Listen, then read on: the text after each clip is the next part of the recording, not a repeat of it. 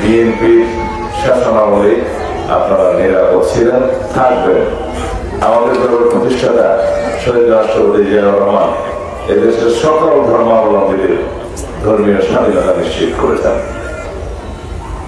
তিনি এদেশের সকল মানুষকে নিয়ে এই ভূখণ্ডের মধ্যে যারাই বসবাস করে তাদের সকলকে নিয়ে একটি জাতীয় পরিচয় দিয়েছেন আমাদের, যে আমরা কোনোভাবেই কোনো ভাষাভিত্তিক বিভক্তি চাই না, ধর্মভিত্তিক বিভক্তি চাই না।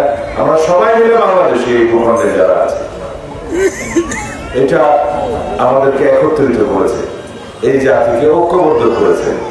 আপনারা স্বাধীনতার সময় এদেশের স্বাধীনতার পক্ষে ছিলেন। সনাতন ধর্মের ভাই বোনেরা, হিন্দু, বৌদ্ধ, খ্রিস্টান, আপনারা এদেশের স্বাধীনতার পক্ষে ছিলেন। আমরা স্বাধীনতার পক্ষে ছিলাম। আমাদের দলের প্রতিষ্ঠাতা শহীদ রাষ্ট্রপতি জিয়াউর রহমান এদেশের স্বাধীনতার মহান ঘোষক, সম্মুখ সমরে যুদ্ধ করে এদেশের স্বাধীনতা অর্জন করেছেন। আপনাদেরকে, বিশেষ করে সনাতন ধর্মীয় ভাই বোনদেরকে অনেক বেশি ত্যাগ স্বীকার করতে হয়েছে।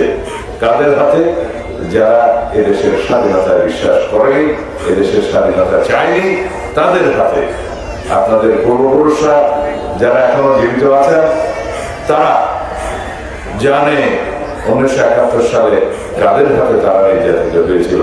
সেরকম একটি ধর্মভিত্তিক রাজনৈতিক দল আজকে নবরূপে নির্বাচনে দাঁড়িয়েছে। তাদের হাতে এই দেশের সকল নাগরিক নিরাপদ কিনা সেটা আপনাদের কাছে প্রশ্ন করে গেলাম।